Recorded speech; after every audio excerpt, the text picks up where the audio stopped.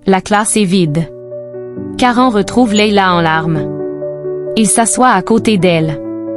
Karan lui dit, la voix douce, « Arrête de pleurer, s'il te plaît. Je te demande pardon pour elle. » Leila essuie ses joues et répond, le regard encore humide, « Tu n'as pas à t'excuser pour elle. Je sais que tu fais tout ça pour corriger ses erreurs. » Karan insiste, « Non. Je fais ça pour que tu ne sois pas triste. » Leila le fixe, « Je sais que tu mens. » Karan hausse les épaules, « C'est la vérité. » Un silence. Puis Karan avoue, presque malgré lui, « Malgré toutes ces choses, je l'aime. » Leila est incrédule, « Tu l'aimes? Comment peux-tu aimer une personne ignoble comme elle? » Karan répond, sans détour, « L'amour ne prend pas en compte tous ces détails. Je l'aime, et c'est tout. » Leila le provoque, « À vous voir, on ne dirait pas vraiment un couple. » Karan soupire, « Je sais qu'elle est folle de moi aussi. C'est pourquoi je prends mes distances avec elle. J'espère qu'elle va changer. » Leila insiste, « Et tu penses qu'elle va changer? » Karan dit, presque naïvement, « J'ai confiance en l'amour. » Leila essuie ses yeux. Son regard devient d'acier. « Bonne chance pour ta mission impossible, Karan. Mais moi, je ne me laisserai plus intimider. Je vais lui ouvrir les yeux.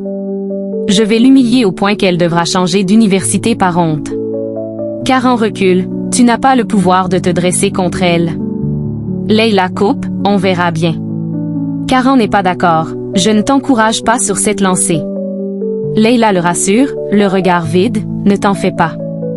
Je sais comment m'y prendre pour la mettre à sa place. » Karan l'étudie, sceptique, « Je te vois mal réussir. » Mais dans sa tête, Leila pense tout bas.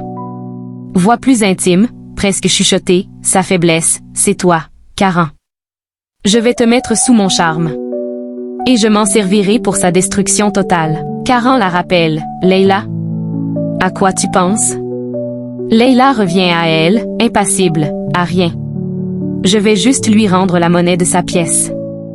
Peu importe comment. » Le soleil se couche sur des lits. La petite maison de Leila baigne dans une lumière orangée. Leila entre, le regard absent.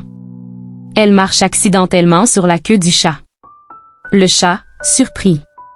Leila sursaute, « Oh, désolé mon chéri, je ne t'avais pas remarqué. » Sa mère sort de la cuisine, s'essuie les mains. « Ma fille? Enfin te voilà. » « Oh. Sais-tu que chutney était ton déjeuner et non une crème solaire? » Leila esquive, « Ah, très drôle, maman. Je vais prendre une douche, j'en ai besoin. » Mais ses yeux disent le contraire. La famille est attablée. L'ambiance est calme. Mais Leila remue ses aliments sans vraiment manger. Elle revit l'humiliation. Sa mère l'observe. « Leila? Tu sembles perdue dans tes pensées. Quelque chose ne va pas à l'université. » Leila lâche sa cuillère. Son ton devient dur. « Le fait est que je me suis fait humilier. Rabaissée devant tout le monde par Marguerite. Elle m'a renversé mon chutney sur la tête, en plein milieu de la cantine. Devant tous les étudiants. Sa mère minimise, pour la protéger. Et tu es perturbée juste pour cela. » Leila la fixe, les yeux brillants de défi. « Je vais lui rendre la monnaie de sa pièce. Elle doit payer. » Sa mère pose sa main sur la sienne. « Ne te mets pas à son niveau.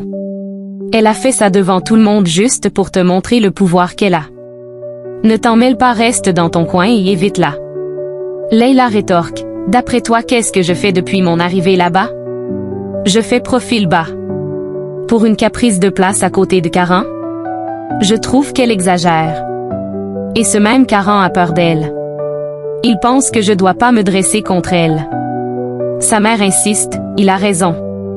La vengeance n'est pas une solution, ma fille. Laisse Marguerite vivre sa propre vie. Tu n'appartiens pas à ce monde de haine. Quelqu'un d'autre lui donnera une leçon un jour. Ce n'est pas à toi. » Leila se lève presque. « Maman. Tu ne peux pas me demander de me comporter comme une lâche. » Sa mère reste calme. « Ce n'est pas de la lâcheté, c'est de la sagesse. Je ne veux pas que tu te crées des problèmes qui pourraient briser ton avenir. » Un long silence. Leila baisse les yeux. Elle se rassoit. « D'accord, maman. Je vais faire comme tu dis. Sa mère sourit, soulagée. Je te reconnais enfin. Ma fille est raisonnable. Mais dans sa tête, Leila pense tout bas, oui, maman, je vais me montrer obéissante devant toi. Mais cela ne veut pas dire que je laisserai tomber mes plans. Marguerite a commencé ce jeu, mais c'est moi qui vais le terminer. Sa mère la couvre, arrête de fixer ton assiette et mange. Ton père attend que tu lui racontes tes cours. Leila obéit, oui papa. Bon appétit à tous.